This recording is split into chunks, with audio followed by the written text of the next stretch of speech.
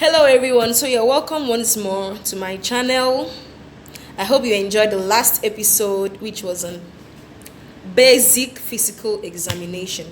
Alright, so if you are new to this channel, kindly like, comment, click the subscribe button, support, share videos, and listen attentively. So our next episode, which is today's episode, is going to be on premenstrual syndrome. Now, what is premenstrual syndrome? It is short formed PMS. A week or two before your period starts, you may notice bloating, headaches, mood swings, or other physical and emotional changes. These monthly symptoms are known as premenstrual syndrome, PMS. About 85% of women experience some degree of PMS. A few have more severe symptoms that disrupt work or personal relationships, known as premenstrual dysphoric disorder, PMDD. We'll talk about that later. So let's get into the symptoms of PMS. Number one and the most common symptom of PMS is cravings. Many women get specific cravings when PMS strikes, often for sweet or salty foods like chocolates, cakes. Some even have cravings for clay. The reason for this aren't really clay. Other women may lose their appetite or get an upset stomach, bloating, and constipation. All these are very, very common symptoms of PMS. Okay, so the next symptom of PMS is acne. Acne is one of the most common signs of PMS, and it doesn't just affect teenagers. Hormonal changes causes glands in the skin to produce more sebums. The early substance may clog the pores, triggering a breakout, a visible reminder that your period is on its way. Another very common symptom of PMS is pain. PMS can trigger a wide range of aches and pains, including backache, headaches, tender breast, joint pains, and all of that. So the next symptom of PMS is mood swing. For many women, the worst part of PMS is its unpredictable impact on mood. Irritability, anger, crying spells, depression, and anxiety may come and go in the days leading up to your period. Some women may have trouble with concentration during this time. Now let's know who gets PMS. Any woman who has period can get PMS. Let's get to know who gets PMS. Any woman who has period can get PMS, but some women are more likely to have symptoms. PMS is more likely in the late 20s to mid 40s. Older teens tend to have more severe PMS than younger teens. PMS may be more severe in the 40s. Women who have had at least one pregnancy are more prone to PMS.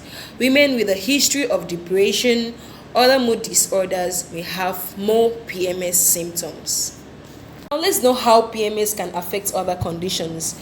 PMS can worsen the symptoms of certain chronic conditions, including asthma and allergies, depression and anxiety, seizure disorders, and migraines. Be sure to let your doctor know if your condition gets worse right before your period. Now let's know the causes of PMS. The exact cause of PMS isn't clear, but we know that levels of estrogen and progesterone drop significantly during the week before your period.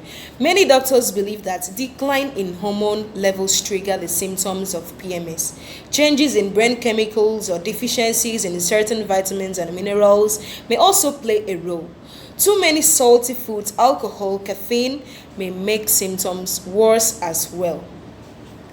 Most women often have a lot of symptoms or signs that are closely in relation with PMS. So how do we know if it's exactly PMS or not? Or what other symptoms or what other conditions share the same symptoms with PMS? The symptoms of PMS can be similar to or overlap with other conditions, including perimenopause, depression or anxiety, chronic fatigue syndrome, thyroid disease, irritable bowel disease. And the key difference is that PMS symptoms come and go in a distinct pattern after a month. So once you have 2 weeks or a week before your period, you have all these other symptoms like the cravings, the pains, and all other symptoms I had mentioned, and after your period you don't have them again, you know that definitely this is PMS, premenstrual syndrome. But if all these other symptoms prolong even after your period, then you can know that it is not just PMS, something else is involved. Okay, so how do we diagnose PMS? It's easy to diagnose PMS. Symptom tracker. To figure out whether you have PMS, record your symptoms on a tracking form like this one. You may have PMS if symptoms occur during the 5 days before your period. Once your period starts, symptoms end within 4 days. Symptoms return for at least 3 menstrual cycles. Just as we had said, is it PMS or something else? If it is just PMS, the symptoms will go after 4 days of your period. I had earlier mentioned that I'll be talking about premenstrual dysphoric disorder.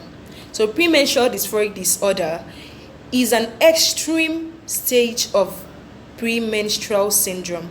Premenstrual dysphoric disorder follows the same pattern as PMS, but the symptoms are more disruptive.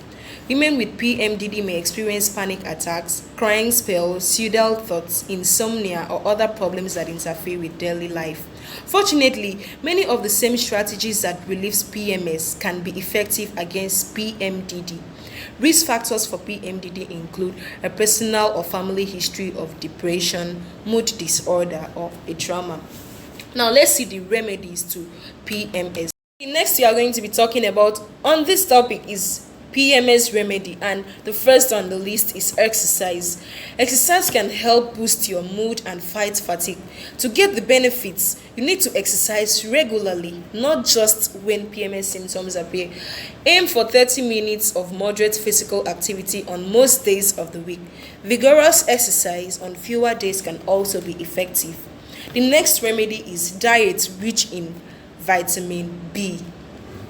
Food rich in vitamin B may help fight PMS. In one study, researchers followed more than 2,000 women for 10 years. They found that women who ate foods rich in vitamin B, such as thiamine, such of those foods include pork, Brazil nuts, etc., and riboflavin, such of those foods include eggs, dairy products, etc., were far less likely to develop PMS.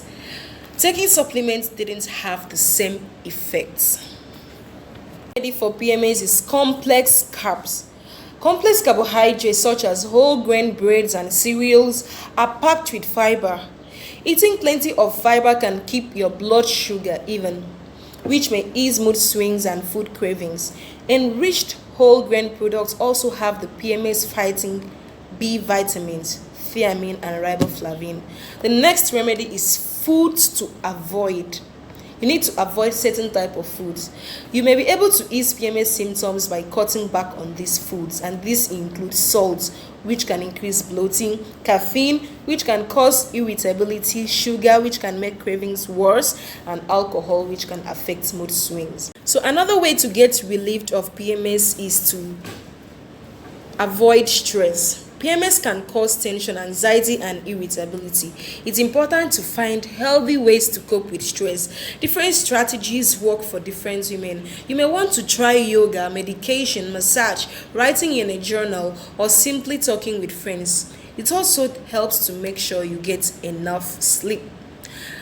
Another very important remedy is over-the-counter drugs, OTC drugs. Over-the-counter pain relievers can ease some of these physical symptoms of PMS, such as breast tenderness, headaches, backaches, or cramps. OTC drugs that work well for these symptoms include aspirin, ibuprofen, and Midol. Another very important PMS remedy is birth control pills. We can also call it hormone treatment. Birth control pills prevent ovulation by regulating hormones. This later leads to lighter periods and may reduce the symptom of PMS. Other hormonal treatments may include GnRH agonists, Lupron, or naferilin. or synthetic steroids such as danazol. You may need to try more than one type before you find one that gives you great relief. Now, the last and very important PMS remedy is supplements. Studies suggest that the following vitamins and mineral supplements may reduce PMS symptoms. They include folic acid, magnesium, vitamins, calcium, and vitamin B6. So, guys, girls, there's always a way out when you have these PMS symptoms. Come back and look at the remedy. You could get yourself relieved of the stress. You could lower your intake of sugar, of salt, of alcohol. You could be on supplements. You could take more vitamins. You could do an exercise, and you would feel great and better. And you feel comfortable during your period as well. So, guys, this is the end of this episode on premenstrual syndrome. So I hope you enjoyed this. Please try to comment, like, and I need that thumb up. I don't need a thumb down here. So comment and don't fail to subscribe to my channel. See you guys on the next episode. Thank you. Love you. Bye.